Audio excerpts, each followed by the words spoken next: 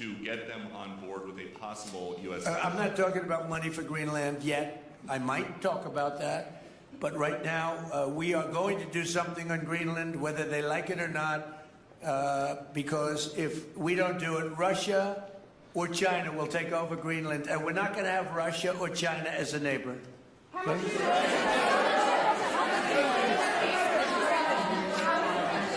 I would like to make a deal, you know, the easy way, but if we don't do it the easy way, we're going to do it the hard way.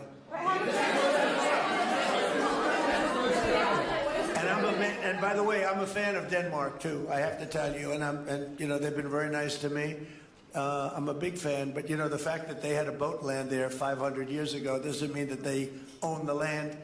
I'm sure we had lots of boats go there also, but we need that because if you take a look outside of Greenland right now, there are Russian destroyers, there are Chinese destroyers and bigger, there are Russian submarines all over the place.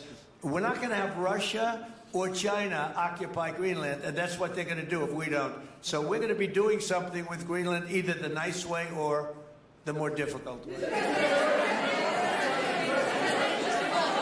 Please, go ahead, ma'am. On Greenland, Mr. President, why is it so important to you to own it when you have a military presence there, which you could expand to affect security? Because when we own it, we defend it. You don't defend leases the same way. You have to own it. And, you know, with a nation, look at what happened with Obama, with that horrible deal they made with Iran. It was a short-term deal. It was like a 9-year deal. Countries can't make 9-year deals or even 100-year deals. Countries have to have ownership. And you defend ownership, you don't defend leases. And we'll have to defend Greenland. If we don't do it, China or Russia will. It's not going to happen. We are not going to have, and I like China, I like Russia, I love the people of China, I love the people of Russia.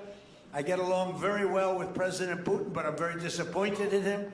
I get along very well with President Xi. I'm going to go over to China in April, but I don't want them as a neighbor in Greenland. Not going to happen. And by the way, and NATO's got to understand that.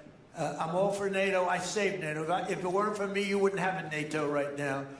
But we're not going to allow Russia or China to occupy Greenland, and that's what's going to happen if we don't.